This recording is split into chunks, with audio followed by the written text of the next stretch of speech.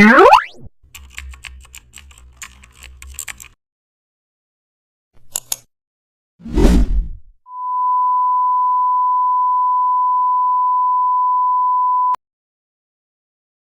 back to the channel. Don't forget to like, share and subscribe for more update. Today we are explore hanging price tag with hole using custom shape. Open Photoshop and create a new canvas. Then select the custom shape tool from the toolbar. Choose a price tag shape and draw the tag vertically on the canvas. Change its fill color to the neutral tone and select the lisp tool. Draw a small circle near the top of the tag. Change the circle color to the darker shade. Align the circle perfectly in the center and duplicate the circle.